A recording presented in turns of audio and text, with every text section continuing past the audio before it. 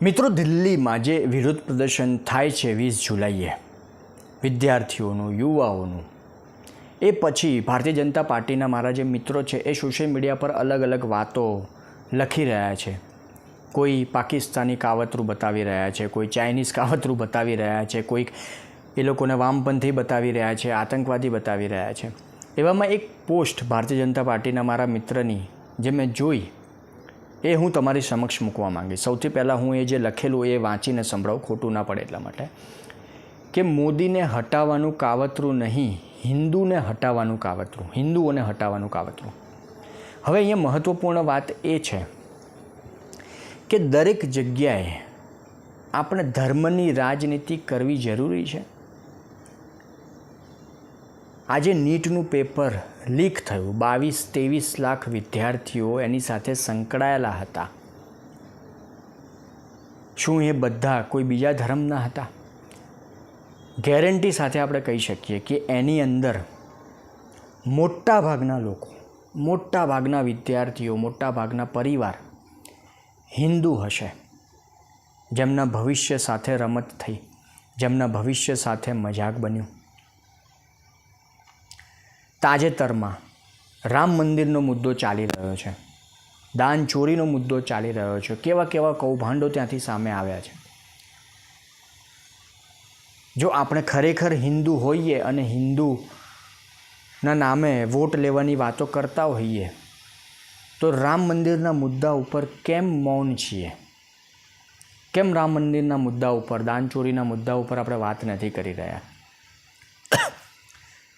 જે વિરોધ પ્રદર્શન થયું જંતર મંતર પર, કે પછી દેશભરમાં જે વિરોધ પ્રદર્શન થયા, શું એ બધા કોઈ અલગ ધર્મના હતા? એમાં મોટા ભાગના લોકો બોસ હિન્દુઓ જ હશે. જે લોકો ઉપર લાઠીઓ વીંઝવામાં આવી, જેમના ઉપર ટીયર ગેસના સેલ છોડવામાં આવ્યા, જે ઘાયલ થયા, શું એ બીજા ધર્મના હતા? ના, મોટા ભાગના લોકો હિન્દુઓ જ હશે.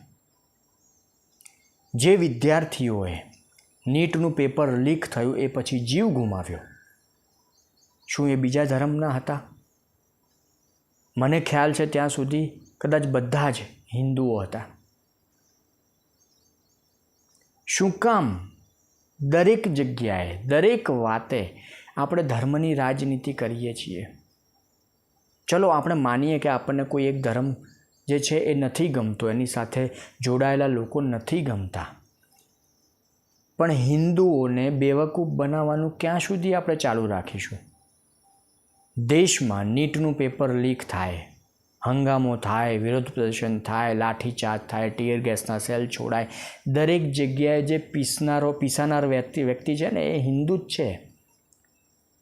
કદાચ ગણ્યા ગાંઠ્યા કોઈ બીજા ધર્મના લોકો હશે, બાકી મોટાભાગના લોકો હિન્દુ જ છે.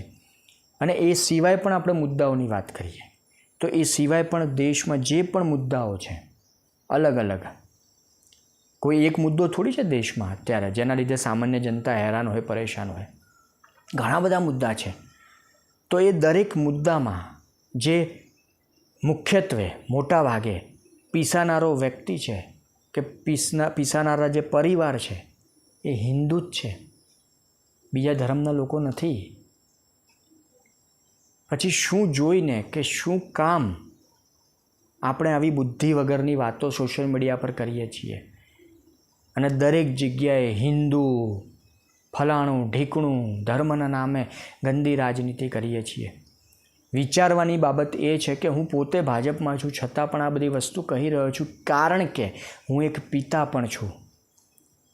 એક રાજકીય પાર્ટી સાથે જોડાયેલા પહેલાં હું એક પિતા પણ છું. મારો 9 વર્ષનો દીકરો છે.